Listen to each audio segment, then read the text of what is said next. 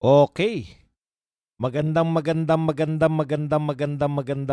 araw sa atin lahat mga kababayan.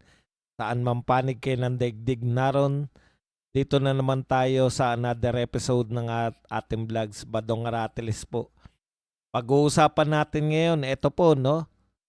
Si Auntie Claire po, nagpunta ng NBI para i-report po itong di umano ay nagbabanta, may pagbabanta sa kanya. Ito po ay walang iba si Attorney Trixie. Ni-report ni Auntie Claire sa NBI si Attorney Trixie Angeles. Ayan. Pag-uusapan din po natin, ito po yung sinasabi natin na yung nakikinabang po, no? Napakaswerte po ni BP Sara kasi si BP Sara po ay hindi po kinakailangan ng mag-hire ng mga bayarang trolls, bayarang media, pero lagi po nangunguna dahil po malaking bahagi po ng kaya po mataas ang mga rating ni BP Sara ay kagagawan po ng kapalpakan ng administrasyon ni BBM. Si BP Sara po ang nakikinabang sa kapalpakan ng administrasyon ni BBM. Bakit po si BP Sara? Bakit hindi po yung mga Dilawan, Kakamping o Makabayan Black? Yan po mga pag-uusapan natin maya-maya. Pero bago yan, at iba pa po, no, marami pa po tayong pag-uusapan. Pero bago yan, kung bago ka pa lang dito sa ating channel, mag-subscribe ka na dahil ito lang ang tanging channel na may kinikilingan, may pinapanigan. Una sa balita, huli sa impormasyon, kaya ano pang hinihintay nyo? Pindot na, okay. Pag-usapan natin mga kapatid, no? Ito pong kung ano po yung mauna rito sa ating mga tinantusan na mga tatalakayin ngayon. Okay. Teka lang, buburahin ko lang to para hindi po malito yung mga tao. Kasi naka-live na tayo kanina, tinanggal ko lang yung live.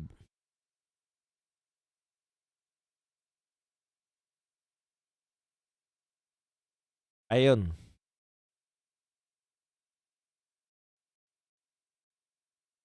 So unahin na po natin to, no?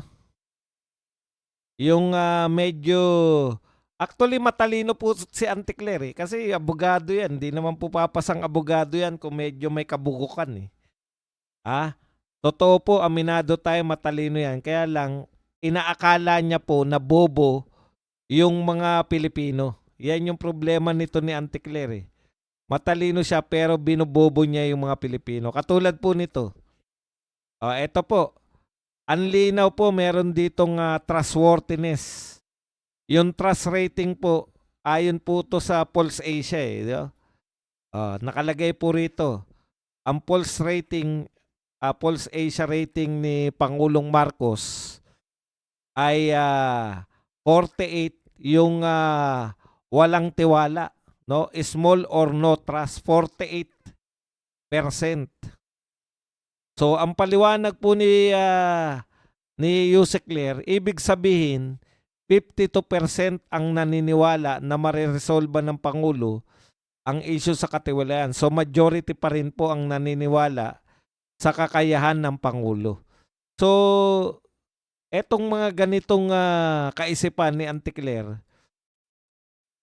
ibig mong sabihin, Auntie Claire, walang panahon na ngayon ng social media, Auntie Claire. Panahon na ngayon, yung information revolution, abot kamay po ng lahat ng tao, no? Yung information, yung lahat po ng uri ng impormasyon. Sa tingin mo ba, Auntie Claire, walang mag-check nung sinasabi mo? Eto po, ang nakalagay po dyan, 48% yung small or no trust kay BBM. Pero hindi ibig sabihin na imimenos mo lang sa 100%, 52% ang naniniwala kay Pangulong Marcos. Dahil nakalagay na rin po dyan sa binabasa mong survey, ng Pulse Asia, kung hindi ako nagkakamali, 30%. Kaya nga negative 18 eh. Yung kanyang trust rating, negative 18 ang net. Dahil meron pang tinatawag na cannot say if big or small. Anti-clear, walang bulahan. Hindi ibig sabihin na 48% yung hindi nagtitiwala o walang tiwala o no trust kay BBM. Ibig sabihin hindi ibig sabihin nun 48%, 52% ang may tiwala. Di po ba? O kaya walang bulahan, anti-clear. Ang tatanda na natin, nagbubulahan pa tayo. Nakalagay na nga yan 30% lang po ang may trust. Ibig sabihin may utang pa po si BBM sa trust rating. Ayan. Ito na naman po. Isa pa po itong nambobobo. At least si Anticlair, meron siyang pinapakita na meron siyang Pulse Asia survey, no? Ito po, ang isa pang manloloko na nagngangalang Shell Jokno. Sabi po ni Shell Jokno, impeachment ni BP Sara sinasabing sinusuportahan ng 80% ng Pilipino ayon kay Representative Jokno. Imagine mo.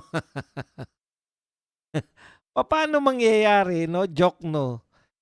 Ayon lang kay Jokno, wala silang kinote na ayon sa Pulse Asia o ayon sa SWS.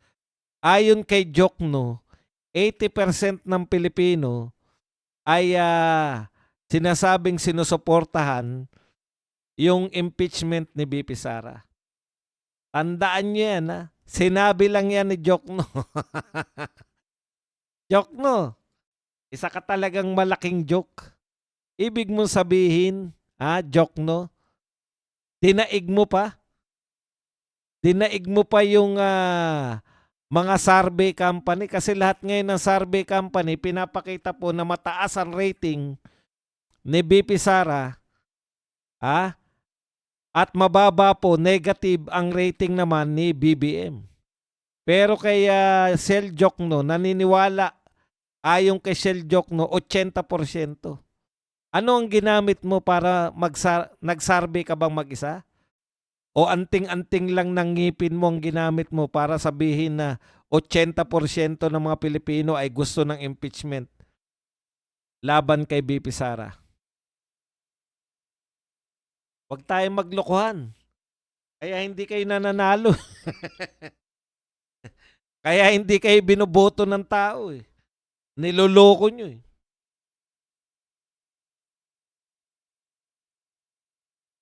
Sarap ng buko, no? May nabibili ko yung buko dyan sa taas. Ang sarap. 50 pesos lang kaysa yung mga nakabote. Okay. Tuloy na po natin yung pagtalakay, no? Kaya, ito po ang nangyayari po sa Pilipinas. Tayo po, yung mga Duterte vloggers, ang nagsasabi ng katotohanan at pawang katotohanan. Hindi naman lahat. Meron ding mga nambobola eh. Pero more or less, may basehan po yung sinasabi namin. Pag sinabi po namin mababa ang rating ni BBM, nagko-quote kami ng mga anong tawag doon sa mga survey company na yan? Yung mga mayroong mga survey company na mayroon ng track record. Katulad ng SWS at Pulse Asia. Hindi nyo ba napuna? Yung mga niloloko-loko natin na survey company, katulad ng No Limit Tangere, ng Octa Arts Dancers, hindi na sila naglalabas ng survey ngayon. Yan yung sinasabi ko sa inyo na panapanahon, maraming sumusulpot na survey company, no? Panapanahon, maraming biglang may survey company at nawawala din agad. Kaya wag po kayong basta-basta na magsabi na may survey ganun, maniniwala ka agad kayo. Ako po, Sa totoo po, ang aking pinaniniwalaan lang na survey company, Pulse Asia lang tsaka SWS. Hindi dahil sa yung iba hindi katiwa-tiwala. Hindi dahil yung iba kulang sa scientific kasi sila po yung may may track record. Dekada na po sila. So ibig sabihin, excuse me po. So ibig sabihin,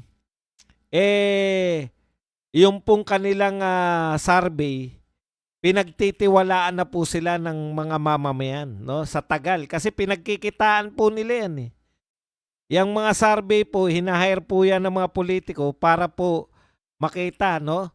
Para sa mga hindi po nakakaalam. Malaking bahagi po ng kinikita ng survey para po sa mga politiko kaya kinakailangan katiwa-tiwala sila. Dahil panapanahon, isa-survey nila saan mahina si mayor, saang barangay mahina si mayor. Gagamitin niya yung Pulse Asia o kaya SWS. Malalaman ngayon ni mayor kung saang barangay siya mahina. Doon siya totodo ng mga kampanya. Ganun yan eh. Aktualidad yan. Okay. Kumikita po yung survey company, hindi po nila kinakailangang manloko. Scientific po. Lalo na po yung Pulse Asia at SWS. Matagal na po yan. Okay. Ngayon, punta po tayo rito sa iba pang balita. Malibang kay Jokno. Ito po, ang sinabi po ng survey company. Sabi po to ng Pulse Asia President, no? Ano po ang sinabi? How Marcos, ito pamagat eh. Sa isang artikulo po ng Politico, How Marcos Political Troubles are Helping Sara Duterte. Sa madaling salita po, nakakatulong po kay Sara Duterte sa popularidad ni Sara Duterte ang mga kapalpakan, no?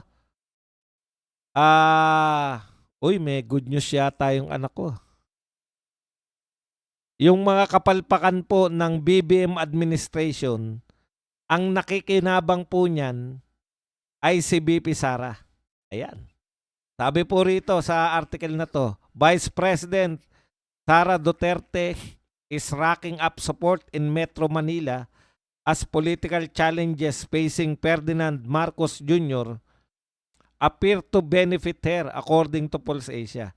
Okay, ito po yung interpretasyon ng presidente ng Pulse Asia kung bakit po si Marcos, kung bakit po si BP Sara ay kahit na ano pa pong banat, lahat po bumabanat, mas marami pa pong grupo.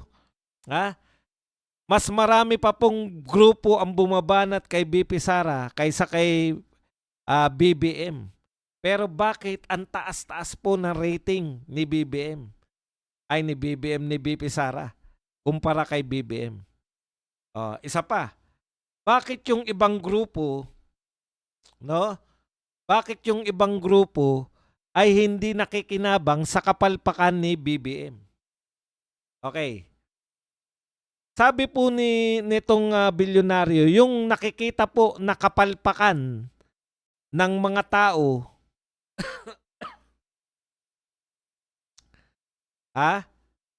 sa pamamahala ni BBM, ang nakikinabang po si BP Sara dahil siya po ang nakikita ng mga mamamayan na totoong umabatikos. Yung mga Duterte lang po ang totoong nakikita ng mamamayan na tunay na lumalaban sa mga Duterte. Sa mga Marcos.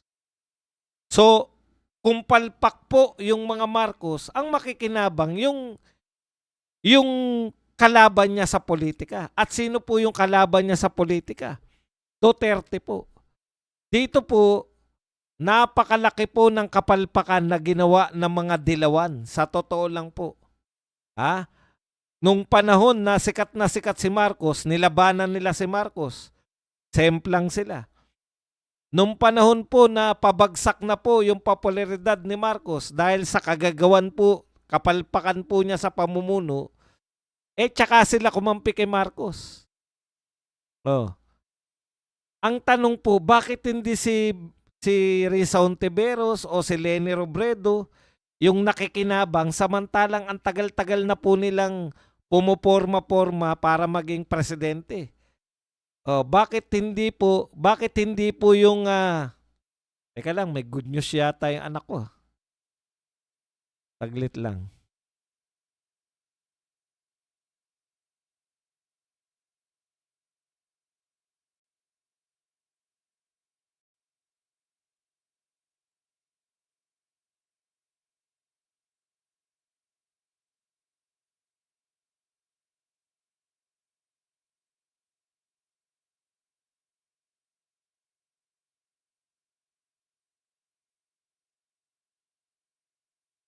Galing naman.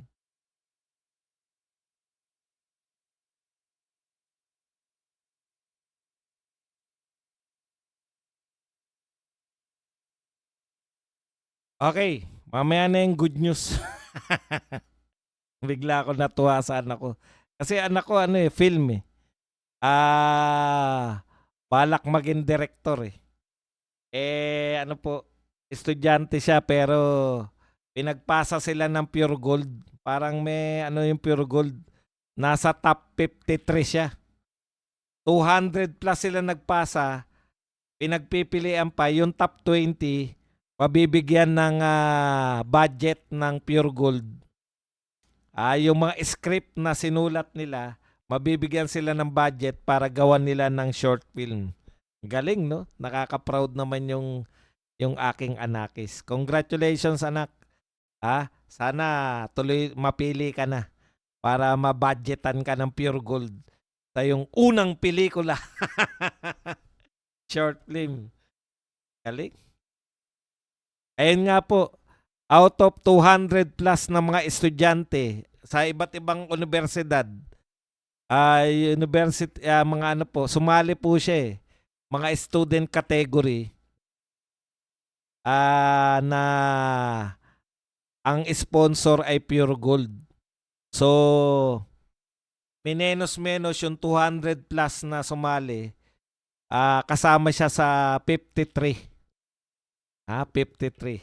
Yan. Congratulations, anak. So, yung magiging top 20, so pasok siya sa 53. Kung yung magiging 20 na mapipili, top 20, mabibigyan ng pondo ng Pure Gold. Galing. Pag hindi ka nabigyan, anak, ng Pure Gold, ako na magbibigay ng sa unang pelikula. Short film. Hindi, ako nga, ayaw akong gawing artista. Sabi ko, anak, kunin mo kung ako magpo-produce, kunin mo kung artista sa... Okay, balik po tayo. Kasi pop ng pop yung hindi ako makapakali. Hindi si Totoy yun. Graduate na matagal na si Totoy.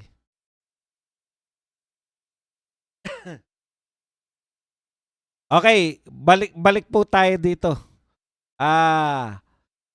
Yun ang pinakamalaking pagkakamali ng mga ambisyosa na mga dilawan kakamping, no? Ang tagal-tagal nyo nagpaplano, pumalpak pa. alam nyo sana, 'di ba, kunwari kung ayaw sana ng mga ganto dapat di ba? Ayaw na ng mga Pilipino, very obvious, ayaw na ng mga Pilipino sa BBM administration. Wala nang suporta kasi negative nga eh. Wala nang suporta, literal na wala na pong suporta si BBM kasi negative na po yung support eh. Ibig sabihin, mas marami pa po. Ang problema, nasolo po ng mga Duterte yung mga nangangayaw sa mga Marcos. Bakit? Samantalang, ang tagal-tagal ng pumupostura ng mga dilawan at kakamping na sila yung pwedeng alternative sa mga Marcos. Bakit po mali sila ng diskarte? Yung kade-diskarte nila na i-impeach si BP Sara, impeachment para kay BP Sara, uunahin nila si BP Sara dahil bago nila bakbakan si Marcos, unahin na muna nila yung pinakamalakas. Naniniwala po kasi sila dun eh. Mali ang lahat ng nag-political strategize sa kanila. Bakit? Kasi akala nila kaya nilang ma-impeach si BP Sara, so kaya nilang ma-eliminate, so ang matitira sa tingin nila ay yung mga Marcos versus mga Dilawan. Completely ma-eliminate tong mga Duterte. Eh hindi po eh. Sa sobrang palpak ng BBM administration, no? Walang naging ibang option dahil lahat palpak na nga, kumampi pa tong mga dilaw at kakamping, hindi na po nila mabubura yan eh. Yung pagkampi nila Shell Jokno, kita nyo, nananawagan na si Shell Jokno ng impeachment. Samantalang, nung pinalutang nila yung impeachment kay BBM, doon excited yung mga Pilipino. O, magtapatan tayo mga kapatid, kayong nakikinig. Hindi ba kayo na-excite nung nabalitaan nyo na pwede palang ma-impeach si BBM? Ha? Na bukod po sa mga bukod po sa mga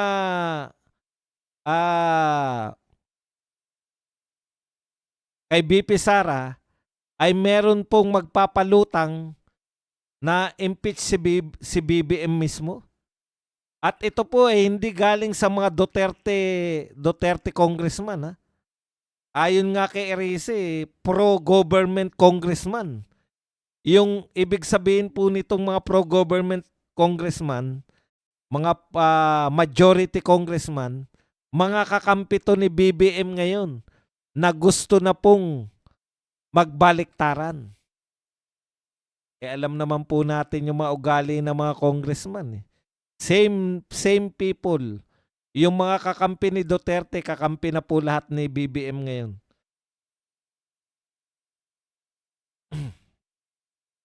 Hindi po nila na-anticipate yun eh.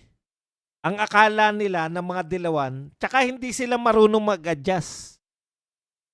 Nung pinili nila si BBM na kampihan, early stage pa po ng panunungkulan ni BBM. Wala pa po hindi pa po nalalantad yung mga malalaking at malalawak na korupsyon. Wala pa pong malalaking rally na laban sa korupsyon. Hindi nila naintindihan eh. Yung tao galit sa korupsyon. At ang larawan ng korupsyon, hindi po si BP Sara. Ipinagpipilitan nila, galit tayo lahat sa korupsyon. Kaya, yung taong walang kinalaman sa korupsyon, i-impeach natin. Oh, akalain niyo yun? Araw-araw, laman ng balita, korupsyon. Araw-araw, laman ng balita, Ghost Project, Diskaya, Ghost Project, Substandard Project. Araw-araw nakita natin na bilyon-bilyon. Tapos ang irereklamo nyo na impeachment, pangungunahan ito nila Dilima, nila Shell Jokno. O, nilalayo nyo yung mga tao sa inyo. Sino nakikinabang? Ang dami nyo pang bayarang media. Ang mga bayarang media, it's either kakampihan ni BBM, ni Martin Romualdez, o ng mga Dilawan. O, magtapatan na tayo. Ang media na kakampi kay BP Sara, medyo maliliit lang na media. Tulad ng SMNI, o yung minsan yung Net25.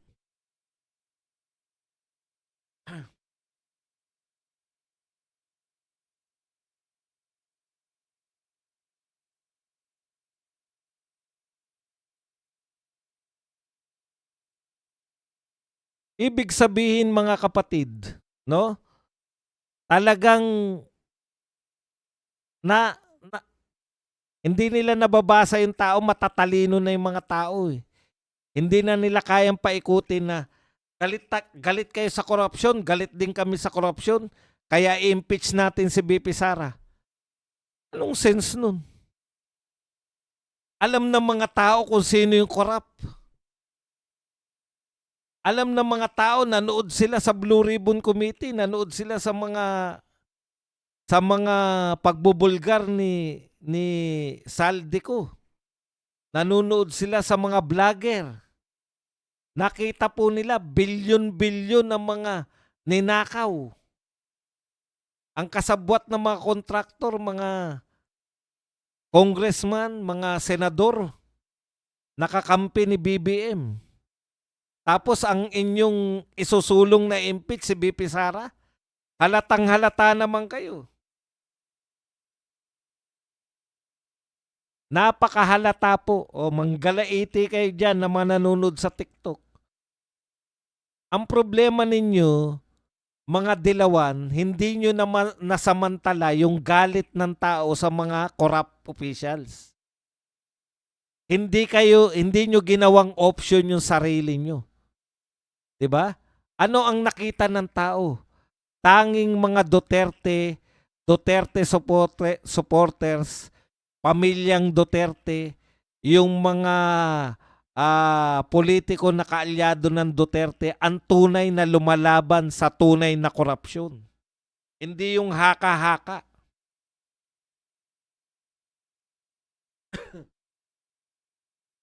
Na paglaban sa korupsyon. O kaya ang resulta,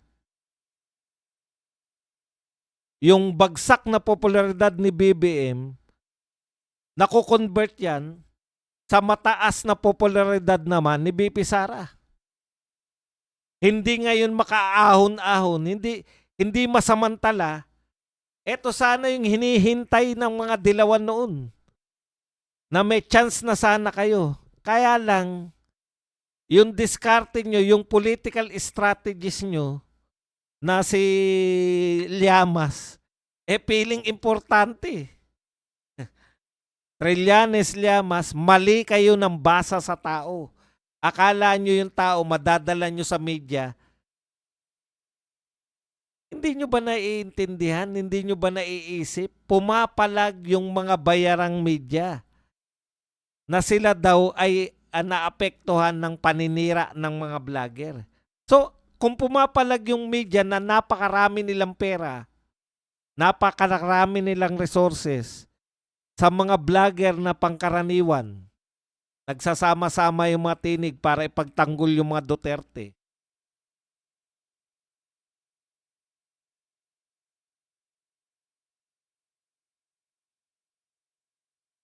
Isolated yung Duterte. 'Di ba? Ano ang tingin ng mamamayan? Magkakakampi kayo. Kakampi nyo si Marcos. Hindi nyo ba napuna? Nung una kayo nanawagan ng rally sa EDSA, ang dami-dami nyo. Marami rin sila in fairness. Siyempre, hindi sila kasing dami ng mga ayaw sa Marcos. Marami rin kayo nung una. Pero nung na-realize nila, teka muna, anti-corruption kami. Bakit ang pinagre-resign si BP Sara? Na-realize ng mga tao, niloloko tayo nitong mga dilawan na to. Niloloko tayo nitong mga kakamping na to. Obvious na obvious. Yung gobyerno ang mayroong usapin ng corruption, tapos ang sinisisi nyo, ang gusto nyong ipanawagan na ma-impeach, ang gusto nyong mapanawagan na matanggal sa pwesto, si BP Sara, na wala ni isa na nagsabi na nabigyan ng maleta. Wala ni isa sa mga testigo na nagsabi na siya ay binigyan ng porsyento. Wala ni isa na nagsabi na siya ay may insertion.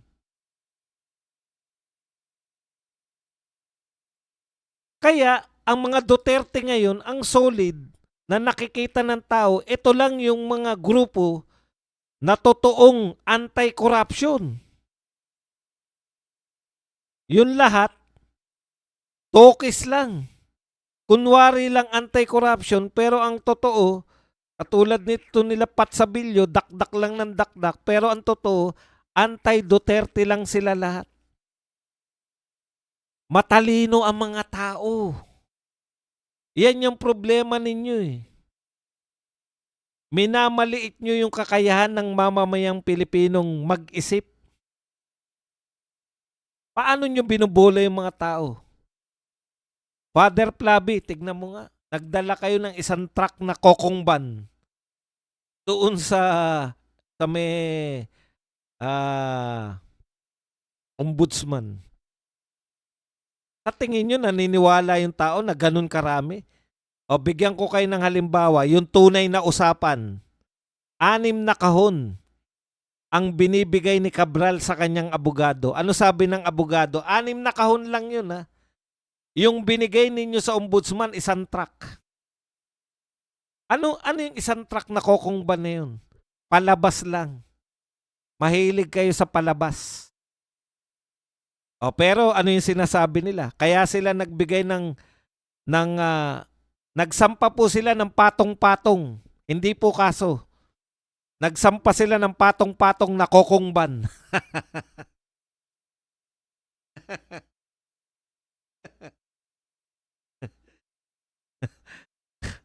Nagsampa ng patong-patong na kokongban kay BP Sara doon sa ombudsman. Walang kaso, bakit? Walang ebidensya eh. Tapos sabay nanawagan sila. Kaya kami nagsampa ng kaso para pabuksan ng ombudsman ang bank account ni BP Sara. O ngayon, tahimik na sila. Hindi sila pinansin ng ombudsman eh. Ayaw magmukhang tanga ng ombudsman sa kanila eh. Imagine niyo isang truck na kokongban. Oy, thank you very much sa mga kay Chengel. Chengsel pala. Na nagbigay po ng mga sangkatutak na paros.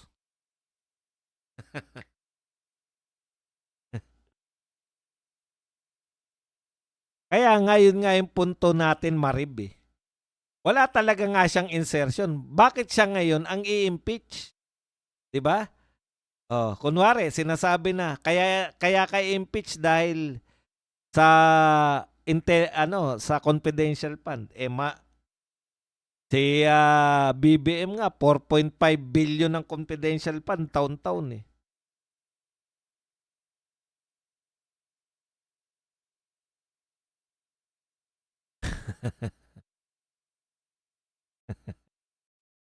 Bakit papalitan mo ba puso ko?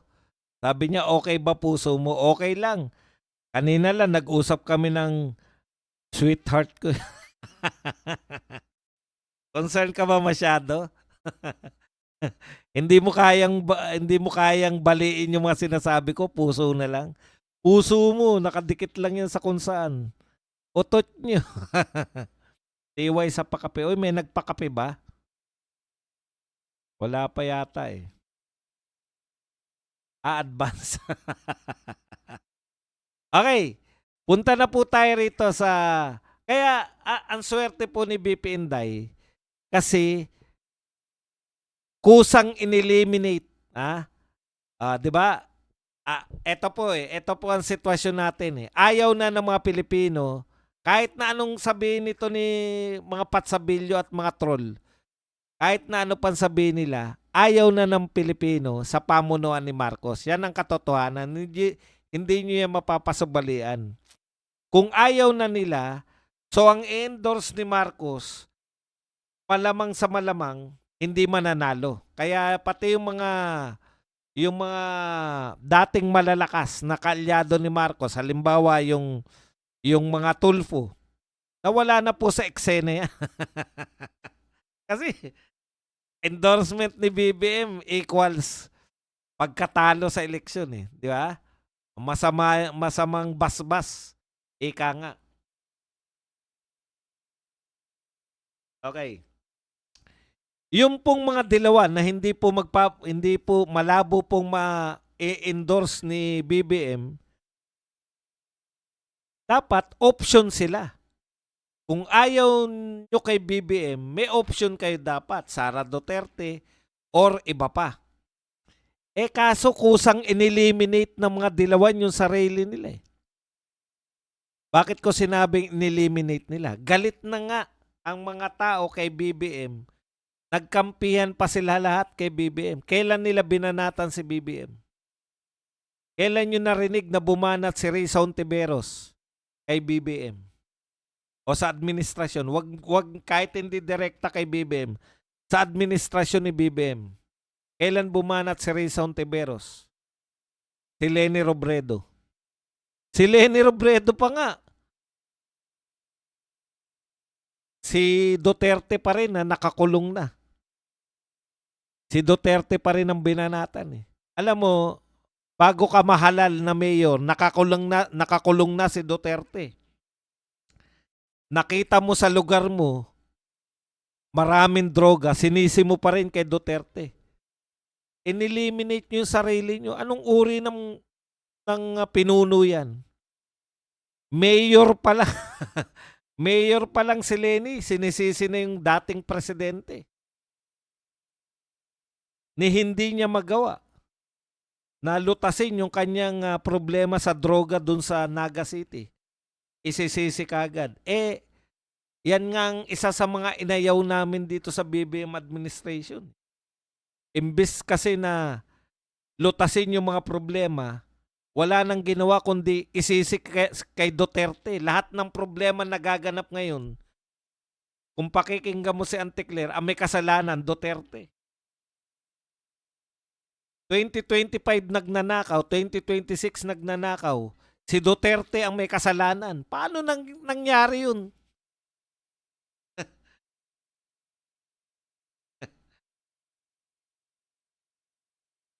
Sino daw ako para magpayo sa dilawan? Hindi ko sila pinapayuhan.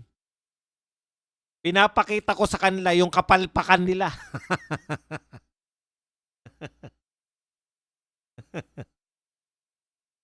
Di ba? Iba po yung nagpapayo. Ang nagpapayo, pinakikinggan ka man lang. Putya, hindi ko naman kakilala yung mga yan. Nagsasalita ako rito sa channel ko, kinakantsawan ko yung kapalpakan nila. Dito kayo pumalpak. Instead na kayo ay maging alternative sa pag-ayaw ng mga tao sa Marcos, kumampi kayo dun sa inaayawan. Imagine niyo, ang kinampihan nyo yung inaayawan ng tao.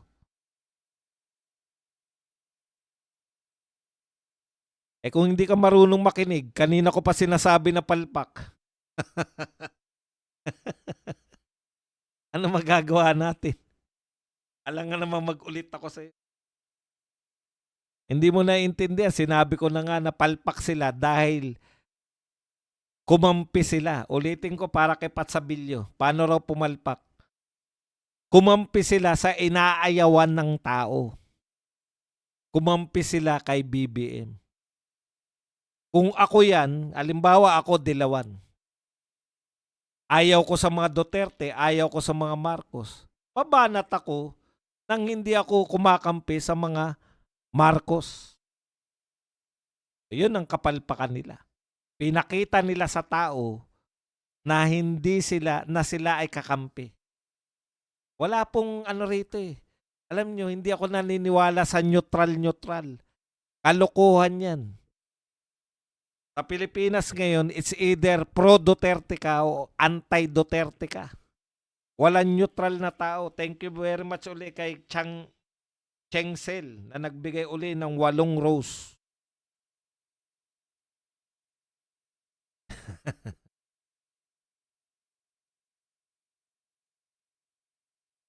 Sino yung Bad Aratilis? Ako rin po yun. Marami akong channel eh. Ako rin po si Bad Aratilis.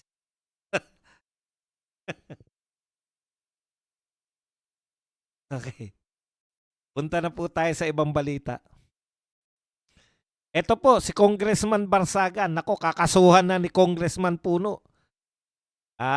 Ito po ay dahil sinabi po ni Congressman Barsaga na ang NUP, dati niyang mga partido yan eh, ang National Unity Party ay sinabihan po ni Kiko Barsaga na inakusahan po pala.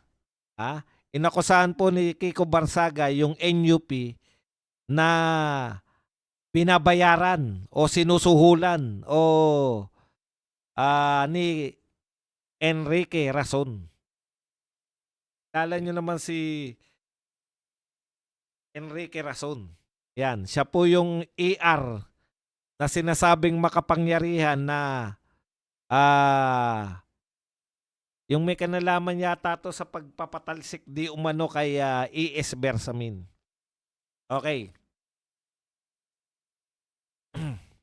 Sabi po ni Congressman Puno ay malaking kasiraan sa kanilang partido na inaakusahan sila na binabayaran o sinusuhulan ni Enrique Razon. O kaya sabi po ni Congressman Puno, magsasampa siya ng kaso laban kay Congressman Barsaga. Magkikita kami sa korte. Okay, ito naman po ang tugon nito ni Kiko Barsaga. Sabi po ni Kiko Barsaga, maaring magsampa ng kaso laban sa akin si Congressman Puno. Ito lamang ay patunay na sa korte na siya'y nabili ni Enrique Razon. Grabe. No? Hindi lang po nasuhulan, nabili na.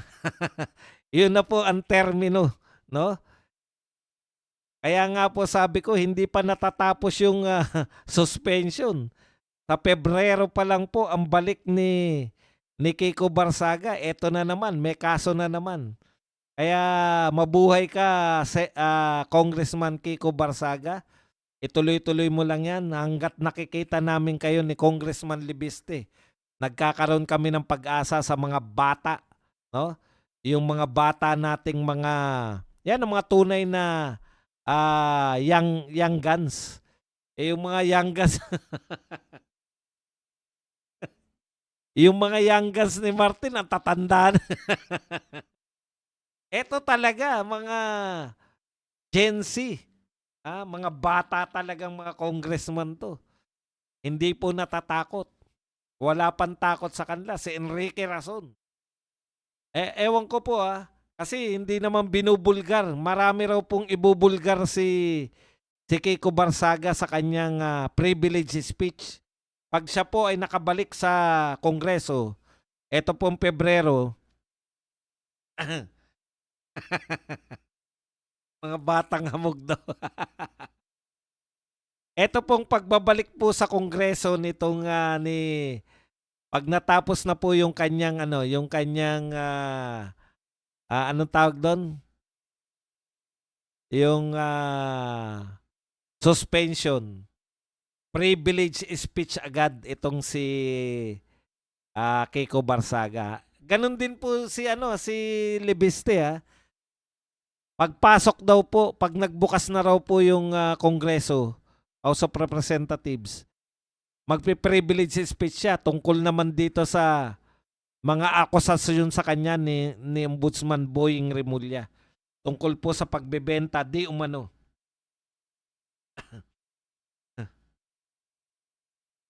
Tawag nyo may saltik.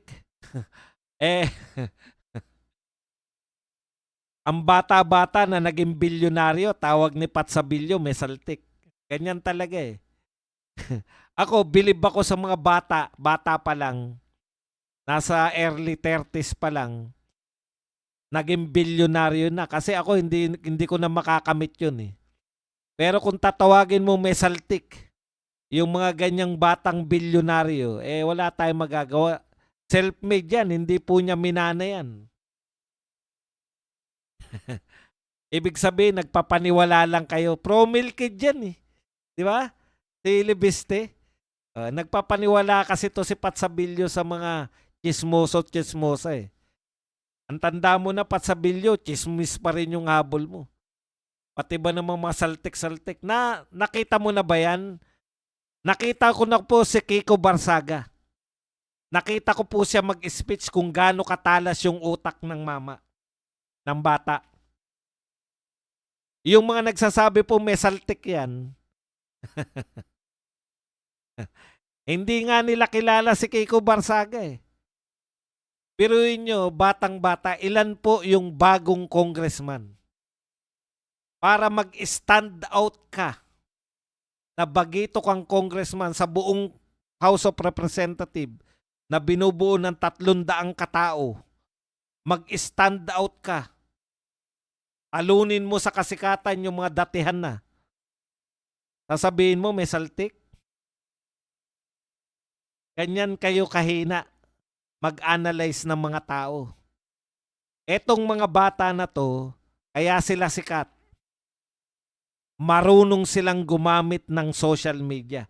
May mga bata rin. Halimbawa, yung anak ni Recto. Sumikat na ba yung anak ni Recto? Hindi ko nga alam kung anong pangalan nun.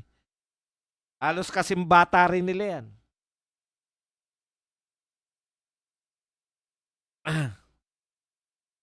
Ibig sabihin, yung sinasabi niyong may mga saltik, naging standout congressman sila. Yun ba may saltik sa inyo? Narinig ko na po mag-speech. Marami po ako naririnig na mag-speech sa mga rally-rally at sa mga interview. Narinig ko po yan. Close up. Si Kiko Barsaga. Sabihin nyo may saltik. Kasi hindi nyo kaya. Patay na po tatay ko. Ang tatay ko po si Anto. Kalansay na po si Anto. May manalalaman ka pang tatay ko pumirma. Di mo kilala tatay ko. Huwag mo idamay yung tatay ko. Sabihin mo na Duterte. May nalalaman ka pang tatay ko. Patay na tatay ko. Tay, kung saan ka man ngayon, kunin mo na tong...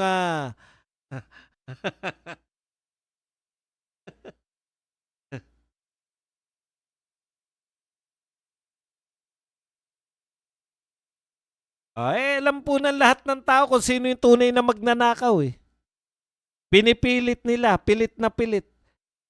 Wala daw Mary Grace, sabi ni hindi, bakit po nila i-impeach si BBM? Hindi naman nagnakaw, wala naman siyang Mary Grace Piatos. Hindi raw nagnakaw kasi siya nga nagpapaimbestiga. Alam po ninyo yung kasabihan, kung sino yung umutot, yun yung unang umangal. Sabihin nung umutot, putang baho naman, sino ba umutot? Yung pala siya, di ba? Pwede ba mangyari yun? Pwede. Kaya yung hindi po ibig sabihin na pinaimbestigahan mo, ikaw na, lusot ka na. Kalokohan po yan. Yan, sabihin mo Tatay Digong. Yung tatay mo, sasabihin mo tatay ko eh. Tatay ko patay na si Anto eh.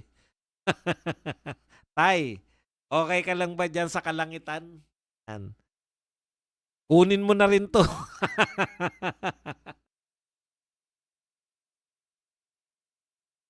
Correct. Piruin mo, ito binabangga ni Libiste ang binabangga ni Libiste, ombudsman na. Ngayon, ito po, isa sa pinakamakapangyarihang oligarko. Ito po si Congressman Mio, ang binabangga niya po ngayon. Ni Congressman Barsaga, ito pong si Rason, Enrique Rason, pinakamayamang tao sa Pilipinas. Alam niyo po ba yon na siya na pinakamayaman na tao? Tinalo niya na po si Manny Villar.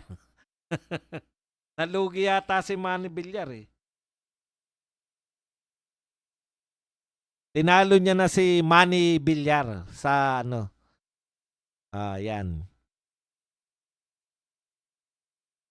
Kaya nakakahanga po talaga yung ginagawa nila. Sige, tuloy na po natin. So, eto raw po, maghintay-hintay lang kayo dahil sa Pebrero, pagbabalik niya sa Kongreso, sa House of Representatives, lahat daw ng ibubulgar niya raw si Enrique Rason. Ibubulgar ni sa kanyang privilege speech yung mga panunuhol at mga ginagawa ni Enrique Rason. Nakakatakot, no? Pinakamayamang tao sa Pilipinas. Pabanatan ni Congressman Mio. Yan ang mga congressman. Baka gusto talaga nito na maging bayani. Okay, dito na po tayo. Punta na po tayo sa sinasabi po ni Attorney Anticler. na nagtungo po sa NBI si Attorney Claire Castro para i-report, no? Hindi pa po magdemanda, hindi pa po siya nagdedemanda. Para po mag-report nung sinasabi niya na pagbabanta. O, eto po, basahin ko muna yung bago natin pakinggan. Ito po ay lumabas sa Luminous by Trixie Cruz Angeles and Amid Paglinawan Facebook page. O, sabi po ng ni Attorney Trixie Cruz at ni Amid Paglinawan, hindi ko po alam kung sino sa kanila ang nagsulat nito, pero dahil sharing sila sa Facebook, ito po ang laman. Nakakatuwa si Claire Castro sa Chucky series niya. Ni para bang naniniwala siyang siniseryoso siya ng tao. Nakakatuwa, no? Akala mo raw, Auntie Claire, siniseryoso ka ng tao. Kala niya, di naiintindihan ng tao na tauhan lang siya. At yung inaasal niya ay umaayon lang sa taong nasa poder o di kaya asawa ng nasa poder. Ba? Alam natin yung tinutukoy, no? Wag na tayo magbulahan, no? Alam na natin tong tinutukoy. Okay. Claire, sana naiintindihan mo na alam naming tuta ka lang. Sana rin sa bagong taong ito, maintindihan mo na oras na nilaglag ka ng humans mo. Di ko po maintindihan kung ano ibig sabihin ng humans. Dahil tuta siya. Oh. Sa oras na nilaglag ka ng humans mo, appendix at coccyx mo lang ang walang latay. Resulta ng mga pinaggagawa mo. Yaan mo na yung nasa taas. Mahirap talaga yan silang gantihan. Pero ikaw ay ewan. Alam namin yan, Chucky, stunt mo na yan ay di sa'yo. Di mo tipo ang nang lalait. Di bagay. Talaga? Hindi bagay sa kanya. Nakilala namin yan, nanlalait na kagad eh. Thank you very much kay N sa pagbibigay ng mga bulaklak. Wala pa ba nagpakape? Magpasabi lang kayo kung may nagpakape na rito sa atin, ha? Sa Badong Aratilis, ha? Para naman mabati natin. Okay. Di bagay, di mo gamay. Pakikaw ka. Awkward ba? Pero sige, sa ikaliligaya mo, aayuda kami sa pagpapanggap mong magka-level kayo ni Lisa. Si Lisa pala binabanatan dito, Auntie Claire. Ano ba naman yun sa magkababayan, di ba? O siya, pakyo ka. Pinuyer sa'yo. AGP. Ano yung AGP? Baka Amid Paglinawan to. Kay Amid Paglinawan to. Okay. Asan po dyan yung threat? Oy, thank you very much kay Vance Vlog na nagbigay sa atin ng 800 yen. Auntie Claire, asan dyan yung sinasabi mong pagbabanta? Hindi ko po makuha kung saan dyan yung pagbabanta eh. Wala pong sinabi. Eto siguro. Yaan mo na yung nasa taas, mahirap talaga yan silang gantihan. Pero ikaw ay ewan. Yun ba yung pagbabanta sa'yo? O baka naman ito, sana rin sa bagong taon to maintindihan mo na sa oras na nilaglag ka ng humans mo, appendix at coccyx. Ano yung coccyx? Coccyx mo lang ang walang latay. Resulta ng mga pinaggagawa mo. Hindi ko maintindihan kung saan doon yung threat. Baka pang matalinong threat lang yan. Pasensya na po. Medyo bobo po kami ng konti. Pero wala po akong makita na pinagbabantaan ka dyan. No? Kaya lang, ako naman, Auntie Claire, yan bang mga ginagawa mo na araw-araw ka nang aasar? Araw-araw kang nang bababoy? Araw-araw ka, pati nga si Tatay Digong na nakakulong na mahal namin. Si Tatay Digong, araw-araw mong inaasar. Araw-araw ka nangangantyaw sa mga Duterte. Tapos may Chucky ka pa. na pang-asar kay Vice President. Yan ba sa tingin mo ang mga Duterte walang magagalit sa'yo? Yung ginagawa mo, hindi mo pa ba ine-expect na walang magagalit sa'yo? Auntie Claire? Oh. Kung alam mo na may magagalit sa'yo,